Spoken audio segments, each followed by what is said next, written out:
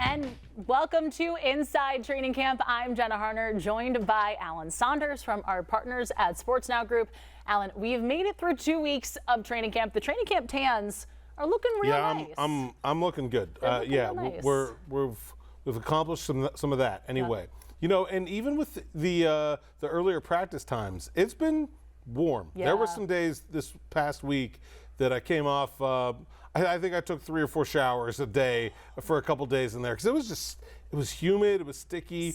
I was worried that the earlier practices wouldn't have the same feel. Those guys are going through it out there. They do. They are. And I don't know how we would have gone through it if the practices were mid-afternoon. How did we do that last year? I did it for a lot of years. I don't know. But I think, look, I think the whole theme of camp under McCarthy has been about different types of stress. Yeah. He's not beating them up, but he is still trying to stress them out. And I think you're seeing different. We saw some of that in the first week with some of the cadence of practice and some of the tempo. I think we got into some more of the competition part of that this week, which I think was really fun. Yeah, we'll dive into that, I guess, a little bit later on. And let's take you through the show a little bit because I want to talk about Saturday night. And it's Saturday Night Lights, so we talked about that obviously being a little bit of a difference compared to the Friday Night Lights. Steelers had said it was just a scheduling kind of thing, but there were almost 8,500 people at Latrobe Memorial Stadium, which of course we've come to expect over the years. But this to me is just one of the coolest traditions in all of football, in all of training camp. And it brings fans together in such a unique way, and it brings them so up close to these players in such a unique way that most normal fans don't get to experience at all. Yeah, I mean, I don't know if there's a lot of places where you can walk up to the fence and get an autograph from the starting quarterback and chit-chat with the head coach and be able to stand 50 yards from these guys as they're practicing.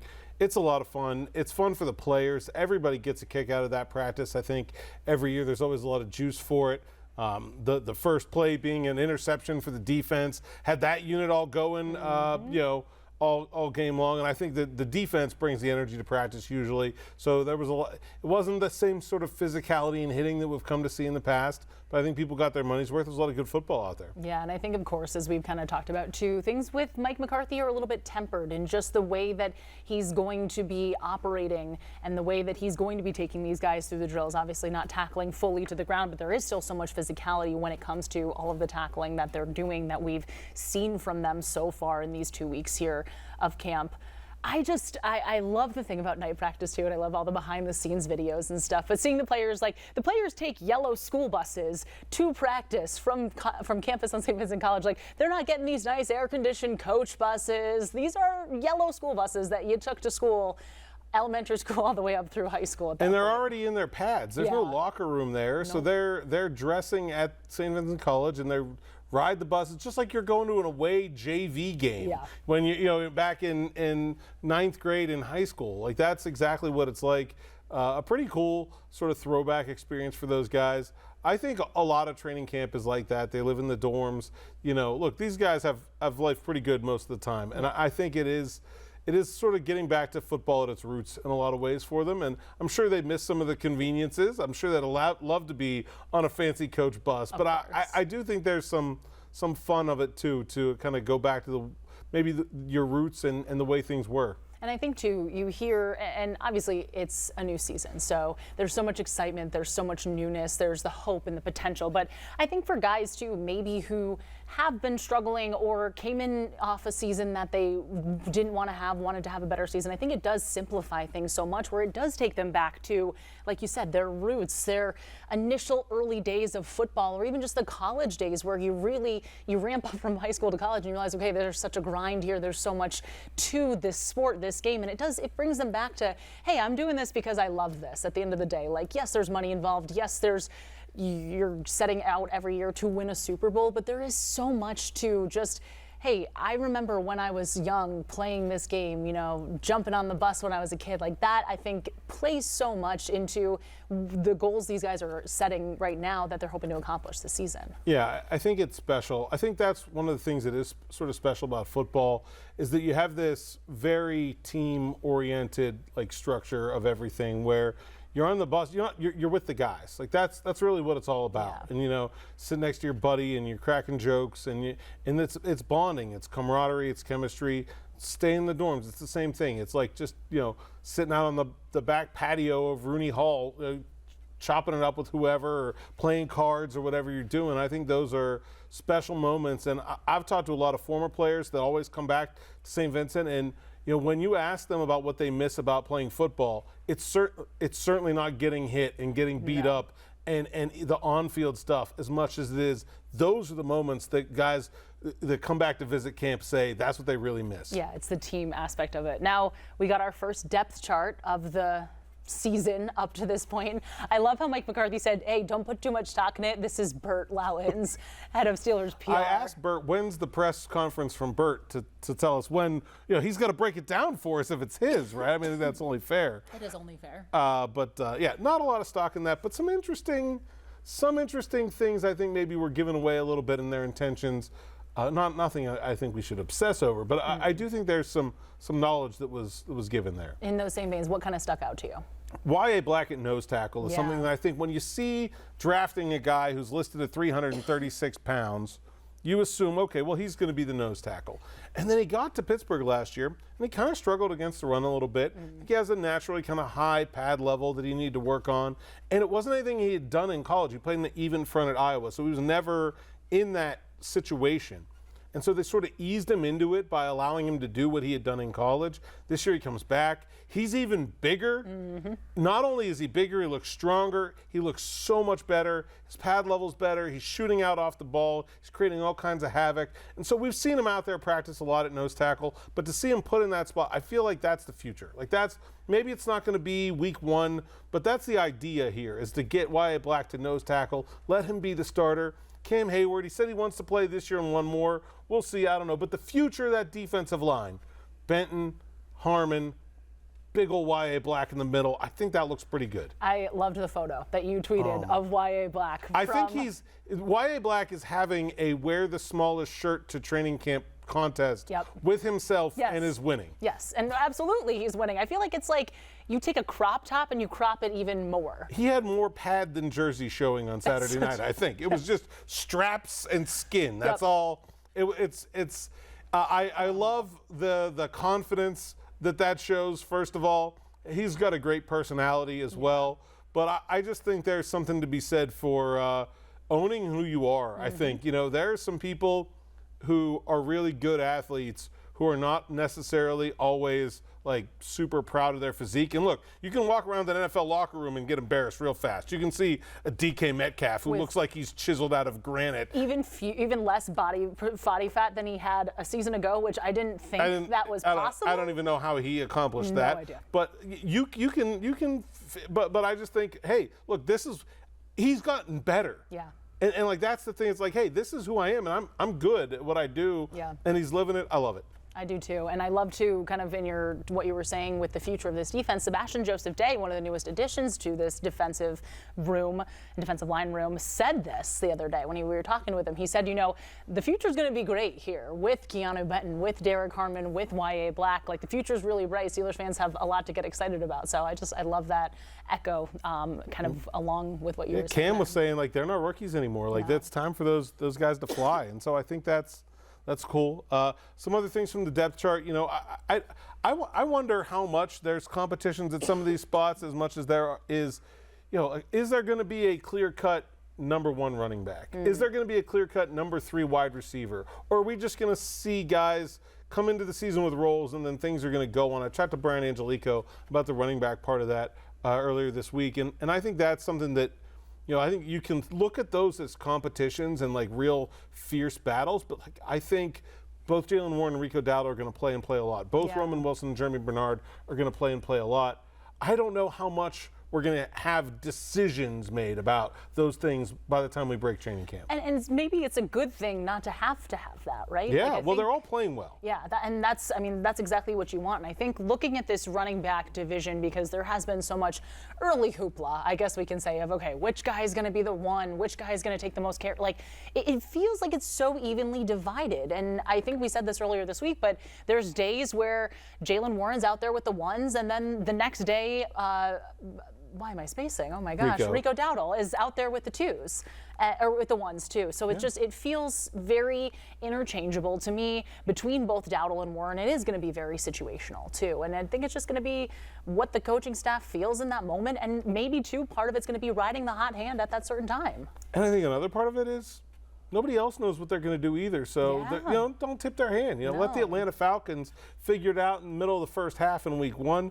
I think situationally makes sense because Rico Dowdle is a more powerful runner, I think, than Jalen Warren. He's a little bit bigger. I think he can absorb punishment a little bit better. Warren's obviously a far better receiver and one of the best pass blocking running backs in the NFL. So situationally makes sense. You want short yardage, it's a first down, you're trying to run the clock out in the game. Okay, Dowdle. If it's a 2-minute drill, if it's 3rd and 10, get Warren out there. I think that makes sense, but that's not what they've been doing in training camp. It's just kind of been rotating through, and a good dose of Caleb Johnson as well too. He's been really involved. I think he's a guy I wasn't sure what his role was going to be on this team, if he was even going to be sure to have one, even though usually you wouldn't think a former 3rd-round pick would be in danger of being cut, but last year did not go very well for him. And he's been getting a lot of carries as well. And again, how good of a problem is it too that Roman Wilson and Jeremy Bernard are both really impressing. And I don't think, at least for me, I want to sit here and say, I don't know if I expected that from Roman Wilson coming in. I surely did not expect what we've seen from him so far.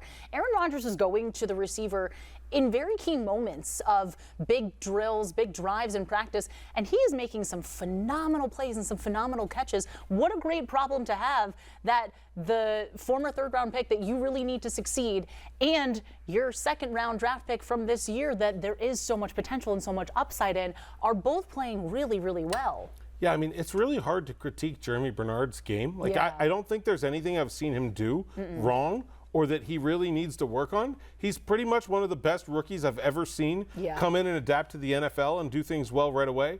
And I don't think he's all that close to catching Roman Wilson. And that's because Roman Wilson has been that good.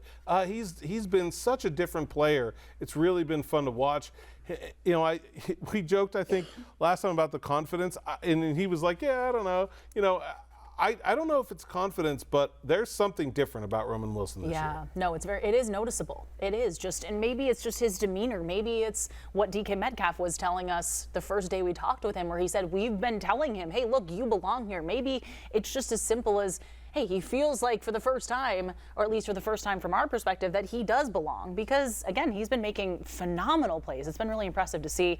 I want to go back to, we mentioned this earlier, some of Mike McCarthy's drills, the big moments that he drills up in practice. And there's been 2 that have really stuck out. Obviously, the Franco moment that we learned about earlier this week. It was the Mojo moment in Dallas, and that was initially what it was called, where they play the Monday Night Football theme song, which I'm disappointed in the reporting corps because it took us a while to figure out if it was the Sunday night or the Monday night. And I feel, as someone who works for an NBC station, I felt very confident that it was not the Sunday night. But when you hear the bump, bump, bump, bump, that's Monday Night Football. What were we doing out there? I don't know. I wouldn't know. I wasn't even, I don't know what I was watching, but I wasn't paying attention. I was like, what are these guys talking about, Monday Night Football? So I don't know. I must have been off somewhere else. But it's a fun thing. Very similar to the way Mike Tomlin used 7 shots. I feel like it's a showcase period where clearly the lights are on. You're trying to see what guys do when you add a little bit of pressure of you're carrying the load for your side of the ball and the team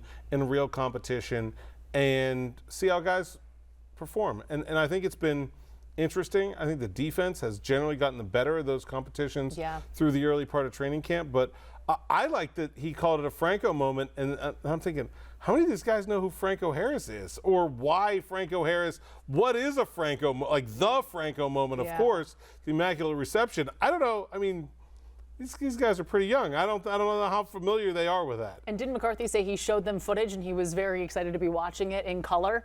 Because he remembered growing up watching it in black and white, which, I do think that game was on in color, but I mean, that's a long time ago. That's several generations removed. I will say, though, I am very impressed in general with the way young football players can speak about the history of the game. And I think part of it is, they have so much access to all that stuff.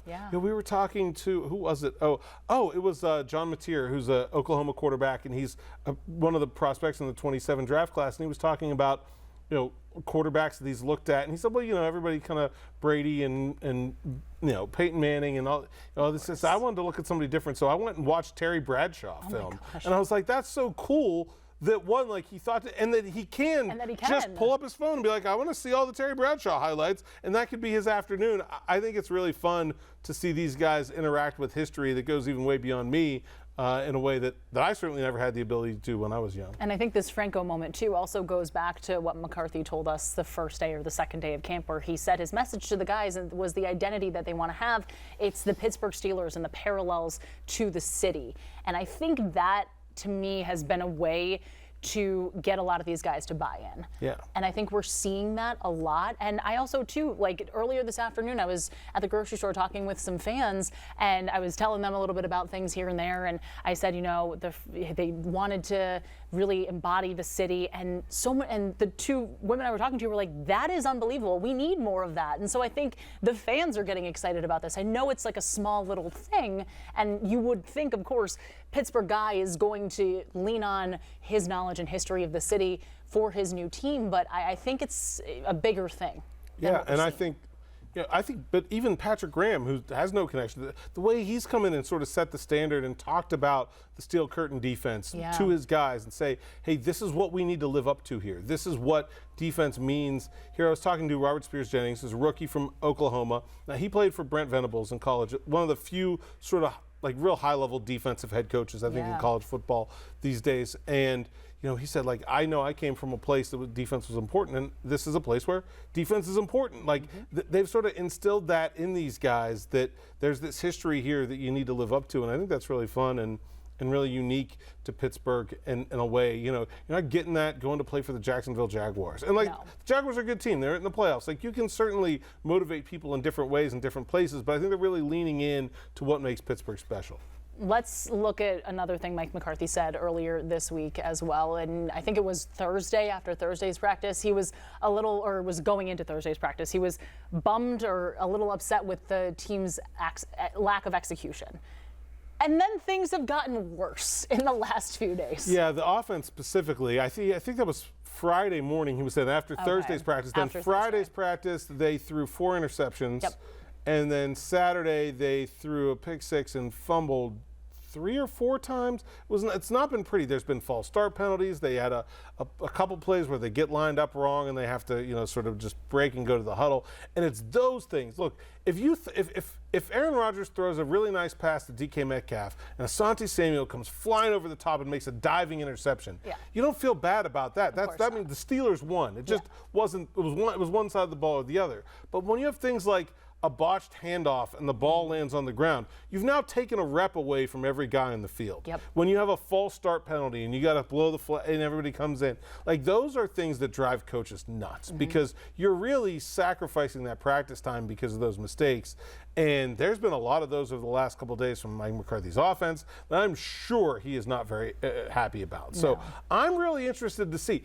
I have not seen him get angry. No. I have not seen him get red in the face. No. So I don't know if that's just who he is, if he's going to be calm, cool, and collected about things, or if this trend continues, we're going to reach a boiling point. I want to mention some of the false start penalties we've seen because Troy Fautanu, if my math is correct, based on what we've seen over the past handful of practices this week, I think he's had at least three false start penalties. Is that something we should worry about in like a bigger trend moving forward, or is that just, hey, him adapting to the new side, him adapting to all the craziness that happens on the line across from him with Patrick Graham's defense? Like, is this a trend? Is this a reason for concern?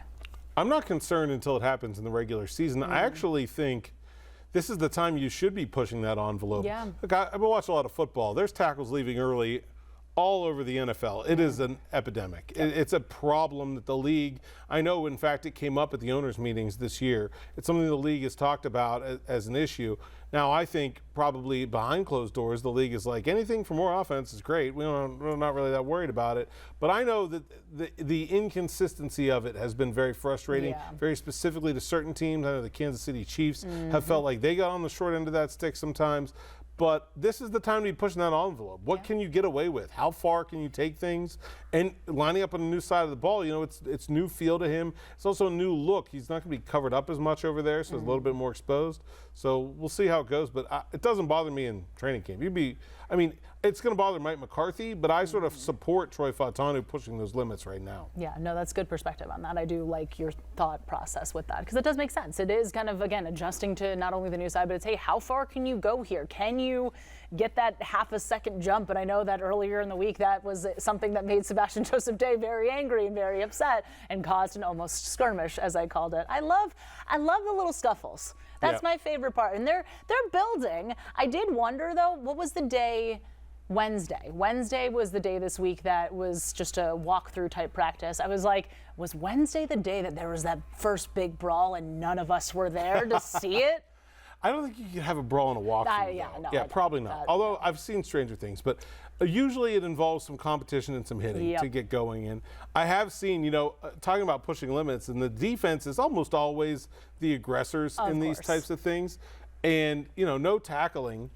And so I think they've sort of been figuring out which buttons they can push. You know, okay, so I'm not allowed to do this, but I can do this, and they hate this. So how can I get under somebody's skin? And then I've seen some of the other guys in the offense, you know, decide that they need to be the protector a little bit, the bully. Ben Skoranek sticking his nose in places I saw this week, and I think that's part of the fun of training camp. I will say, like, we have a couple more practices here before the first preseason game. These couple practices are, if you're going to get into a good fight, this is because guys are sick of hitting the same people already. You can kind of see it.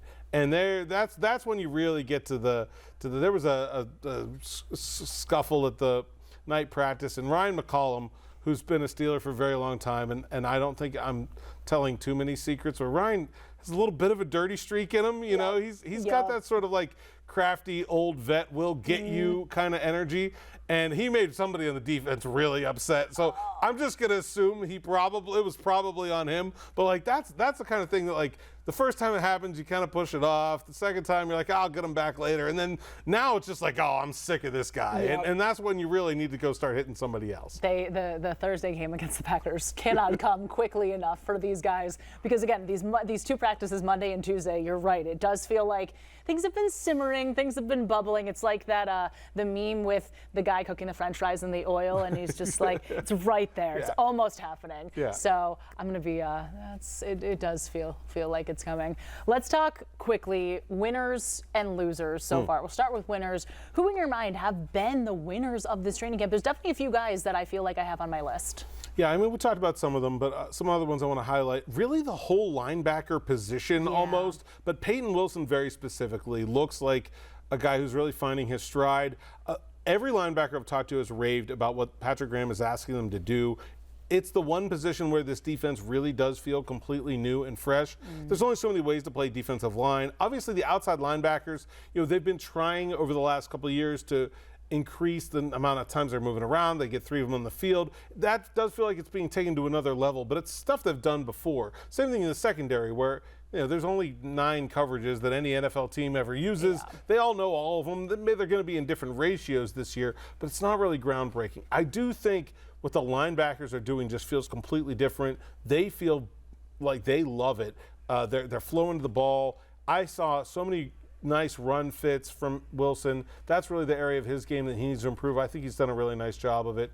So I wanted to call him out there. Max Ahanator looked great this first week in pads. I think, you know, we'll see about the injury, but I think he's someone who's really arrow up for me late in training camp. And Brandon Smith, I mean, he showed up on the first day and everyone was like, who's 87? And then it's like, well, that, you know, it'll flash in the pan. It'll go.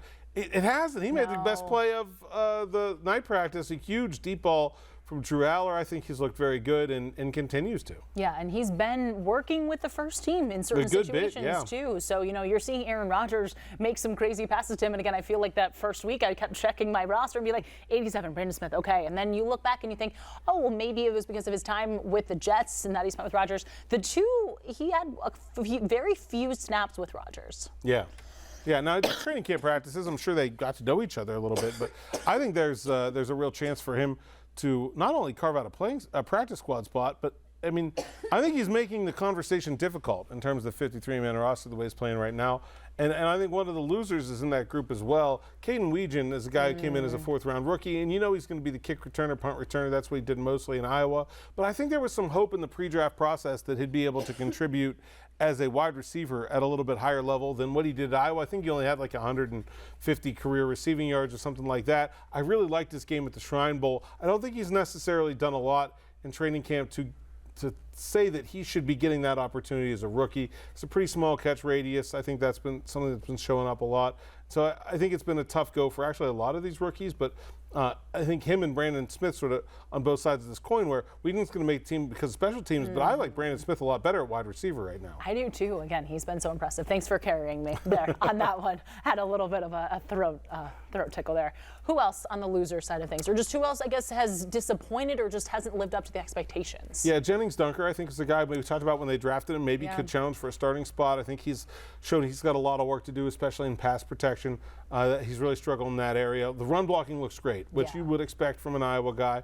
But I thought the transition to guard, might help his pass protection a little bit. Doesn't seem like that's happened yet. There's still a lot of time. It's very early, but I wouldn't think he's really close to challenging for a starting job right now. So that's definitely one I would list as someone who is probably not. And I don't think either of the young quarterbacks have really done a lot to make this a difficult decision for the Pittsburgh Steelers. And I think the Steelers would love to keep both of them. I think that would be the thing that would make Omar Khan very happy to say that, hey, these are the guys, they're the best, we kept the best three. But you can't look at veterans in a locker room and you can't look at Cam Hayward, who might be playing his last year, and say, well, we kept the kid because it's for the future. Like that's not how you can't run a football team that way. No. And I think Mason Rudolph, who has just been Mason Rudolph, I don't think he's been spectacular. He's just the guy that we all kind of know. I think he's very clearly the second best quarterback so far. We'll see when the lights come on, because I do think that's the one position where it's really hard to evaluate guys when there's no pass rush. But,